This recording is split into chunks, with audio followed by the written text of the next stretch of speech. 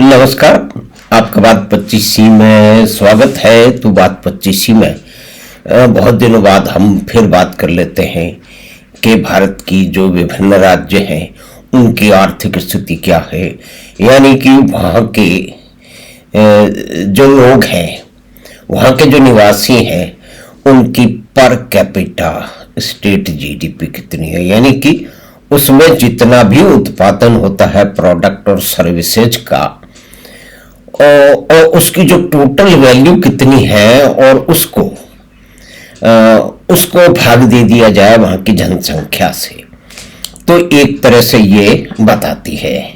इसको मोटे मोटे बहुत ही स्थूल रूप में समझते हैं कि किसी एक परिवार की जो है वो वार्षिक आय जो है 5 लाख रुपए है और उसमें 5 सदस्य हैं, तो उस परिवार की पर कैपिटा इनकम जो है वो 1 लाख रुपए हो गई। तो ये सीधी सीधी सिंपल सी बात है।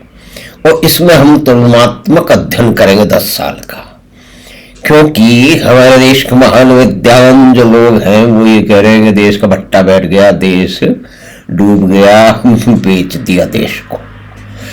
लेकिन वास्तविकता क्या है? ये जो बड़े बड़े नारेबाज लोग हैं, ये बड़े इस तरह के घड़ लेते हैं नारे, और उसके बाद में जो है वो सभी लोगों के बीच में एक इस तरह का कथनक फैला देते हैं जो कि अधिकतर झूठा होता है, क्योंकि उनका तो सीधा सीधा सा मतलब यह है कि देश इसलिए डूब गया है क्योंकि हम सत्ता में नहीं है, हमें सत्ता में लाओ, और उसके लिए वो कई तरह की बातें करते हैं। लेकिन वास्तविक स्थिति क्या है देखिए।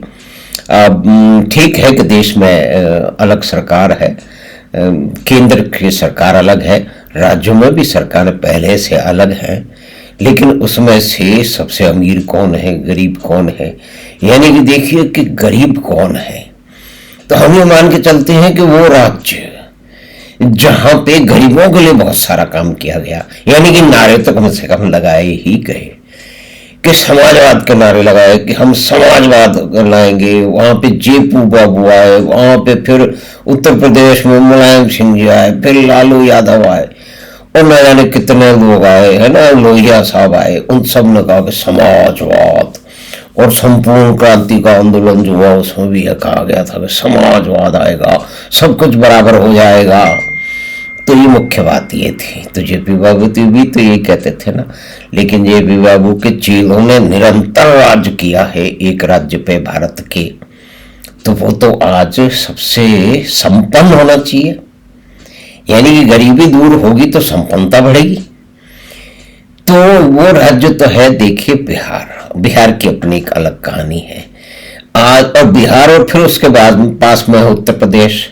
उत्तर प्रदेश में 10 साल में जो भी कुछ परिवर्तन है वो 3 गुना हुआ है, और बिहार में भी पूरे देश के साथ में जो भी परिवर्तन होना था, उसमें इन्वेस्टमेंट है, उसमें टैक्स कलेक्शन है, इंफ्रास्ट्रक्चर का डेवलपमेंट है, तो वो करीब करीब 2 गुना हुआ है।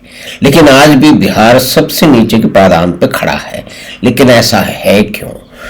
कम से कम वो लोग जो कि सारे दिन सुबह से शाम तक 12 महीने जो है, और 30 दिन, 31 दिन, 28 दिन समाजवाद की डुग्गी पीटते रहते हैं, उन्हें ही निश्चय ही जैसे ये बात तो सीधी सीधी सी है कि उनको राजकाज का, या कि पब्लिक अफेयर का, या कि बिजनेस का, या कि वेल्थ जनरेशन का कोई आइडिया नहीं है, बल्कि वो वेल्थ जनरेशन यानी कि धन संपदा के निर्माण को वो एक बहुत बड़ा अपराध मानते हैं, कुंभी पाक नरक जाने से जैसा।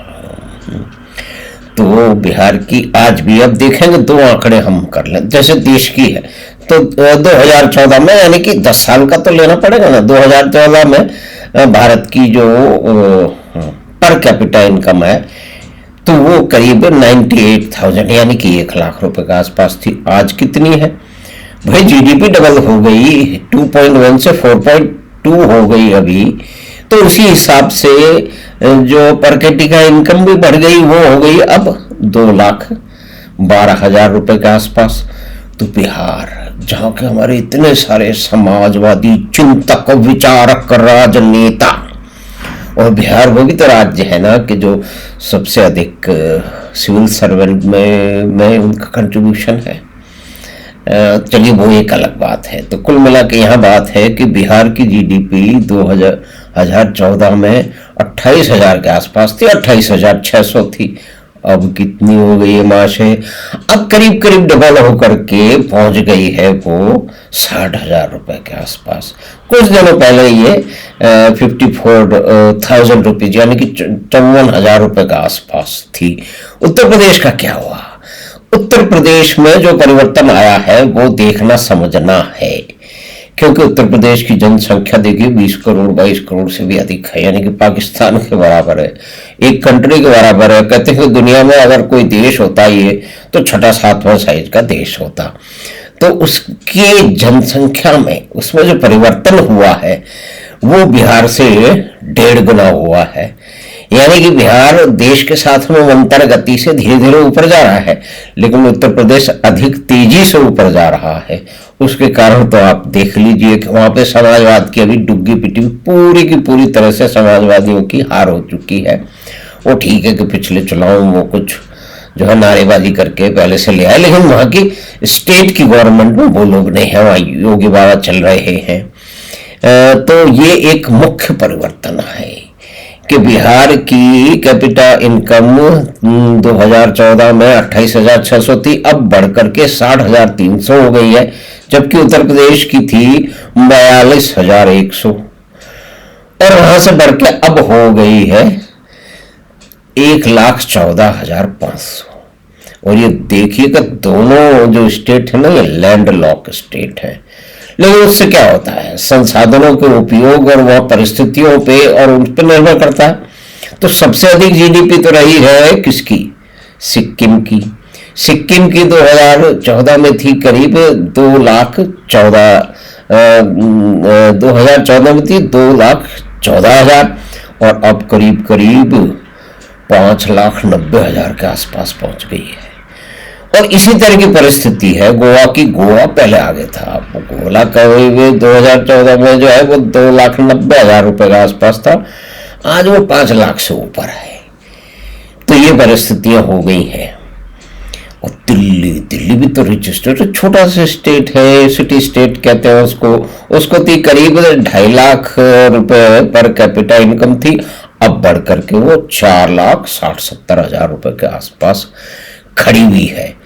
यानी कि ये एक मोटा मोटा और जो इंडस्ट्रियलाइज स्टेट है उनकी क्या परिस्थिति है तो देखिए गुजरात को देख ले। गुजरात पहले भी यदि गुजरात मॉडल की बड़ी बड़ी जो है ना वो बातें होती है, उसको कोसा जाता है, उसको गाली दी जाती है, उसके कारण अलग है। उन कारणों की चर्चा अभी हम नहीं करेंगे कि 2024 में भी 2014 में भी उसकी पर कैपिटा जीडीपी थी 1,27,000। और दूसरी जो स्टेट है ना तमिलनाडु महाराष्ट्र उनकी भी इतनी करीब इतनी थी। तमिलनाडु की 1,29,000, महाराष्ट्र की 1,32,000, कर्नाटक की 1,30,000 और केरल की 1,35,000। केरल में एक विशेष बात है कि वहां पे बाहर से रेमिटेंस बहुत आती है।